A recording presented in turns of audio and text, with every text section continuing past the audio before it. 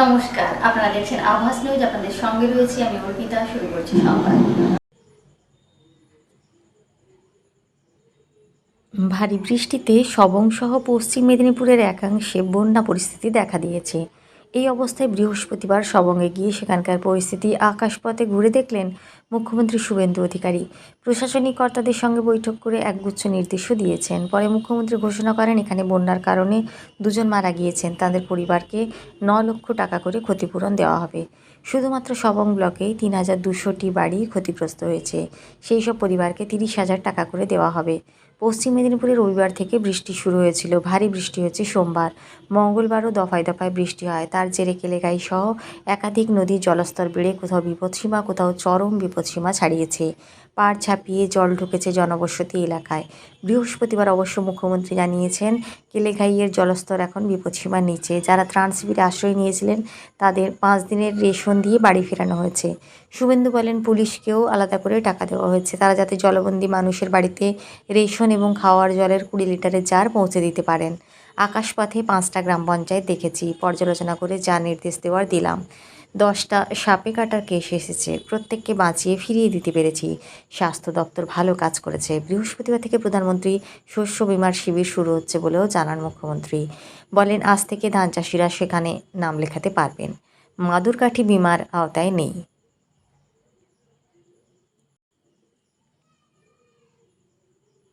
তাদের জন্য আলাদা কিছু ব্যবস্থা করার নির্দেশ দিয়েছি। এদিন প্রাক্তনদেরও বেঁধেছেন মুখ্যমন্ত্রী। বলেন এরা বলেছিল 1986 সালে জ্যোতিবাবু এসেছিলেন, তারপরে এই প্রথম কোনো মুখ্যমন্ত্রী এলেন, কি করা যাবে। আগের মুখ্যমন্ত্রীরা গ্রামের মানুষকে মানুষ বলে মনে করতেন না। আমার সঙ্গে তো গ্রামের মানুষের নাড়ির টান। গ্রামই আমার শুরু, গ্রামই আমার শেষ।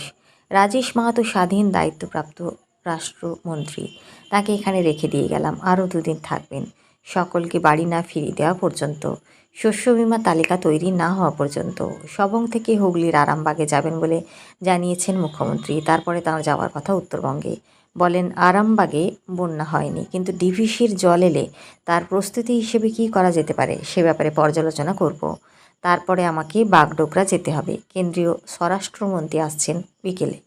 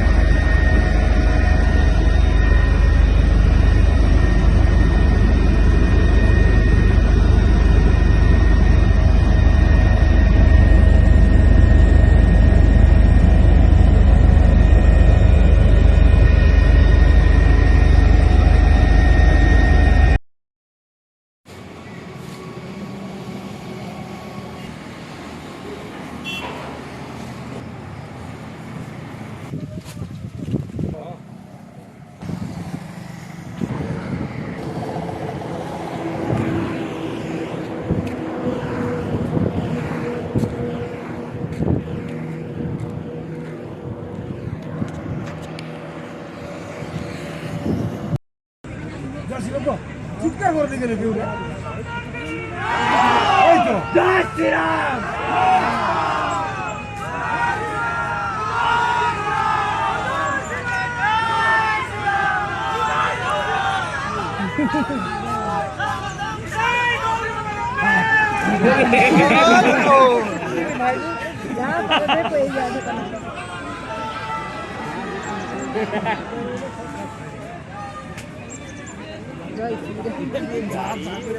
গাড়ি বানিয়ে আনলে এবারে সব ছাড়িয়ে দিবেন। এই ভিড়টা আরম্ভ রে বাবা রে বাবা রে বাবা রে হ্যাঁ ঢাকা ডুবে নিল গাড়ি নেই বাড়াইলে গাড়ি কি যাবে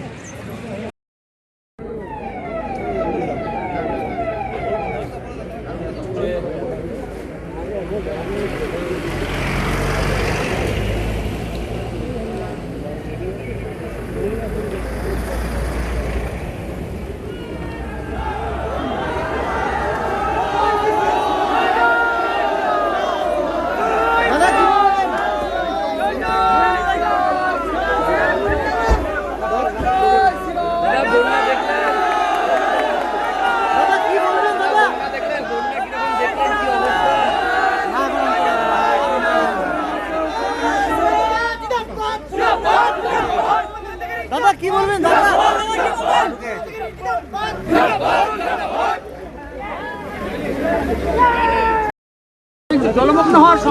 এখানে এরা বলছিল 1986 সালে জ্যোতিবাবু এসেছিলেন বার্ডে, তারপরে এই কোনো মুখ্যমন্ত্রী এলেন 1986-তে, তাই তো বললেন যে জ্যোতিবাবু এসেছিলেন তারপরে।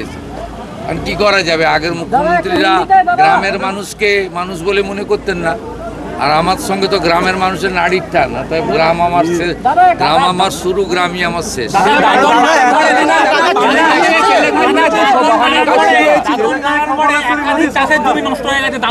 গোটা জেলায় রিভিউ করা হয়েছে, এটা সবঙ্গে করা হয়েছে যেহেতু ওয়ার্স্ট এফেক্টেড, কিন্তু গোটা জেলারই সবাই ছিলেন, জেলা শাসক, জেলা পুলিশ সুপার, সিএমওএইচ, জেলা পরিষদ, ইরিগেশন, পিএইচই, ইলেকট্রিসিটি, পুরো জেলায় ছিলেন এবং সব এমএলএরা ছিলেন। এখানে এখানে প্রায় 7-8 জন এমএলএ ছিলেন। কি করতে হবে ডিটেলসে বলে গেছি, আমার মনে হয় বিধায়করা সন্তুষ্ট, তাই তো? আমাদের দেবরার এমএলএ আছেন, শুধু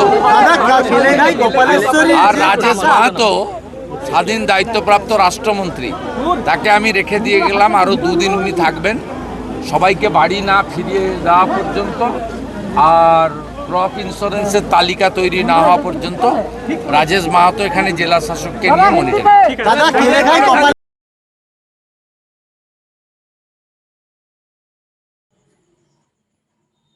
ভেসে গেল ব্রিটিশ আমলে তৈরি ঘাটালের ভাষাপুলের পাঠাতন। বৃহস্পতিবার সকালের ঘটনা। ব্যাহত যোগাযোগ। নিম্নচাপের প্রভাবে বৃষ্টির জেরে ঘাটালের শিলাবতী এবং ঝুমি নদীতে জলস্তর বৃদ্ধি পেয়েছে।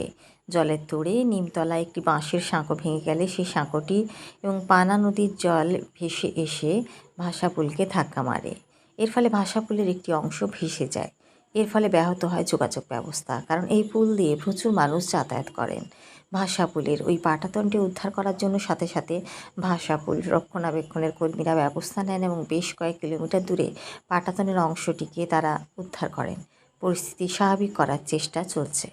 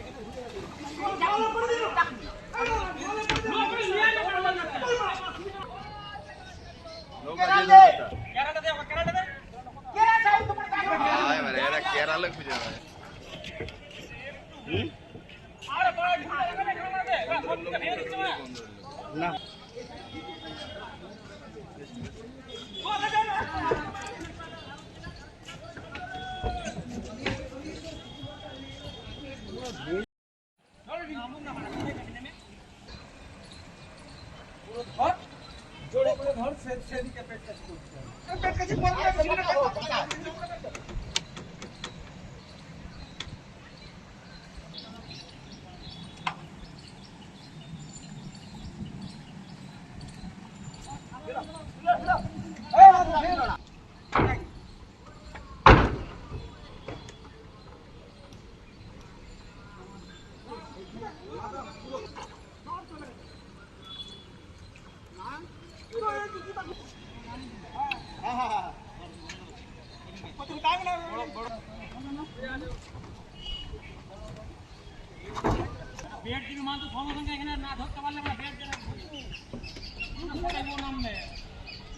সমস্যা এখানে যাতায়াতের কিছু সমস্যা নেই, কোনো নৌকো ফৌকো আমাদের এখানে নাই। ও ডোঙা আছে, কিছু কিছু পেউকো আছে, যাতায়াতের খুবই অসুবিধা। ব্যক্তিগত ডিঙি নৌকো? ব্যক্তিগত, সরকারি কোনো সাহায্য এখানে নেই। রাস্তাঘাট তাহলে ডুবে গেছে? রাস্তাঘাট তো প্রচুর, রাস্তাঘাটে জল তো দেখতে পাচ্ছেন। বাড়ি ঘর তোর কিরকম অবস্থায় রয়েছে? বাড়ি ঘর অবস্থা খুবই খারাপ, বাড়িতে জল ঢুকেছে? বাড়িতে জল ঢুকে। তা কিভাবে বসবাস করছেন? ও আছি সাইডে আছি, সাইডে উঁচু জায়গায় আছি, উঁচু জায়গায়। কোথায় যাবেন এখন? এখন আমি কন্টেল যাব। কি নাম আপনার? এটা তো ঝুমি নদীর জল। ঝুমি নদীর জল। এই গ্রামটার নাম কি? এই গ্রামটার নাম ধোসা, এইটার নাম পারবুচক। জল তো বাড়ছে? জল বাড়ছে। কখন থেকে জলটা ঢুকছে গ্রামে? গতকাল সকাল 6টা থেকে। কি নাম আপনার?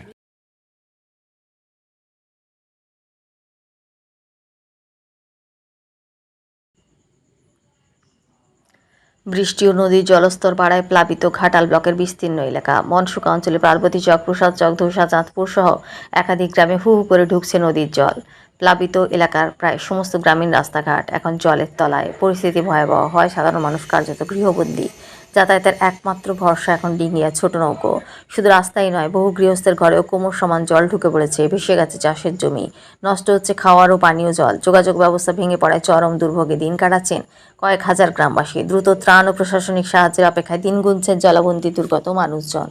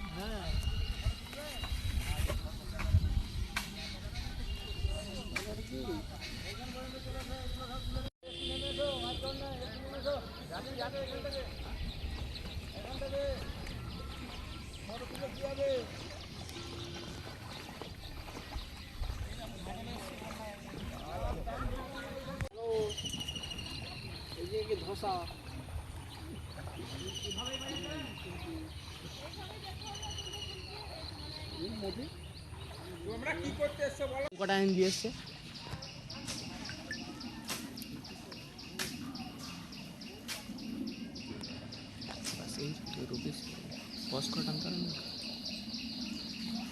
কবে থেকে এই বন্যা পরিস্থিতি তৈরি হয়েছে? কবে থেকে বলতে কাল থেকে জলটা ঢুকছে মাঠে। কতটা সমস্যা? প্রচুর সমস্যা। কি কি সমস্যা?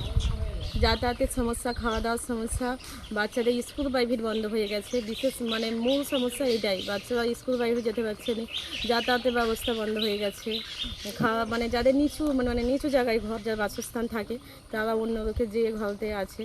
বাড়িতেও জল ঢুকে গেছে? হ্যাঁ, ওই সব ঢুকে গেছে, জল ঢুকে গেছে। যা সবের সমস্যা হচ্ছে আমাদের এখানে, প্রতি বছরই এমনই সমস্যা হচ্ছে। যাতায়াত কিভাবে করছেন? এই তো নেমে যাওয়া হচ্ছে, নৌকো আছে, ডোঙা আছে, কাপড় ভিজিয়ে সাঁতার কেটে এইভাবেই যেতে হয়। খুব সমস্যা, প্রচুর সমস্যা। কি জল কি বাড়ছে না? না, জল কালকে বাড়ছে না, আজকে ওই পাশে দুটো বাঁধ ভেঙেছে, ওই জন্য জলটা অনেকটাই কমেছে। কি নাম আপনার? আমার নাম পূজা মাইতি। স্থানীয় বাসিন্দা? হ্যাঁ, আমি এখানে। জল ঢুকছে বুধবার থেকে, বুধবার সকাল 8টার থেকে বন্যার জল ঢুকছে। কতটা সমস্যা? এখানে প্রচুর সমস্যা হচ্ছে, যাতায়াতের সমস্যা আছে, নৌকা নেই, পারাপারের খুব অবস্থা নেই।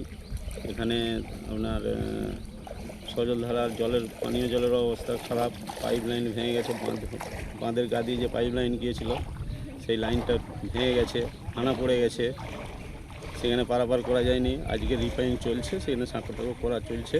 আর বাড়ি ঘরেও তো জল ঢুকেছে? হ্যাঁ, বাড়ি ঘরেও জল ঢুকেছে, আছে বাড়ি ঘরে জল ঢুকেছে। ওইখানে একটা বাড়ি, ওই যে বাড়িটা, ওইটা জল ঢুকেছে, এইগুলো সব ঢুকেছে। সেই দিকে গেলে অনেকের জল ঢুকে গেছে। এটা কোন নদীর জল? এটা ঝুমি নদীর জল, মনসুকা আরামবাগ ঝুমি নদী। কি নাম আপনার? আমার নাম কার্তিক দোলই, স্থানীয় বাসিন্দা।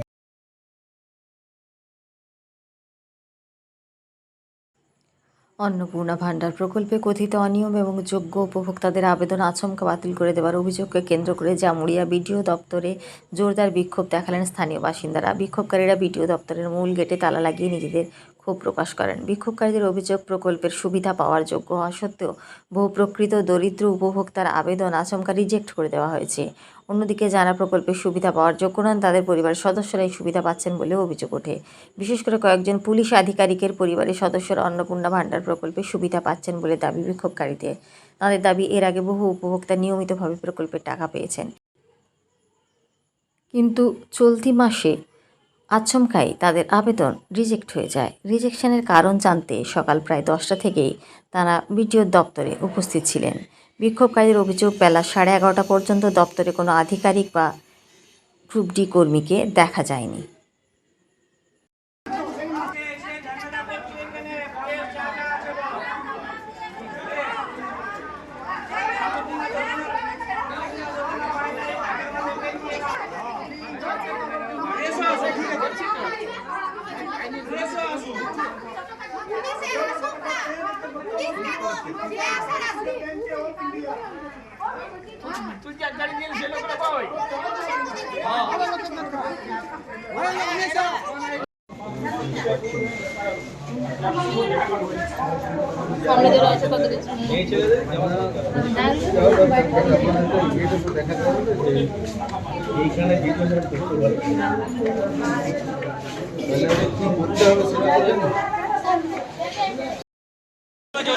আগের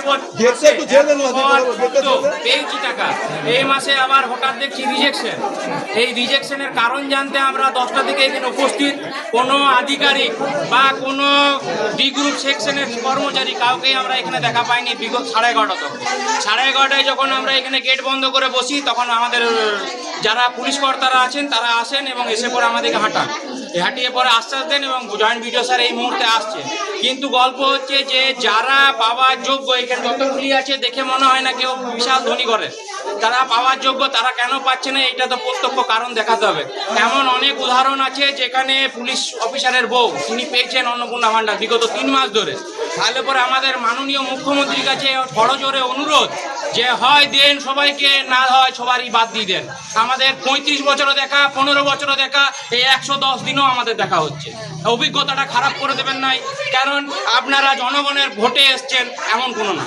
এখন আপনারা কি চাইছেন আর কি কথা হলো? আমরা চাইছি যে ভেরিফিকেশন যে হয়েছে কি কারণে রিজেক্ট হয়েছে সেই কারণ দেখা, এবং যদি মনে হয় যে না এই ভেরিফিকেশন ভুল, তাহলে ভিডিও স্যারের কাছে আন্তরিকভাবে অনুরোধ, উনি বাড়ি বাড়ি যেয়ে পরে দেখুন যে সত্যি পাওয়ার যোগ্য কিনা এরা যারা এসছি আমরা। এখন কি কথা হলো? এখন বড়বাবুর আশ্বাসে বড়বাবু কথা বললেন এবং জয়েন্ট ভিডিও স্যার আসছেন এবং আমাদের প্রত্যেকজনকে এক এক করে কথা বলে তাদের সদুত্তর দেবেন। আপনার নাম পরিচয়? সৌমিত্র চ্যাটার্জি, গ্রাম বাড়ি হচ্ছে। সংবাদ এই পর্যন্তই, নমস্কার।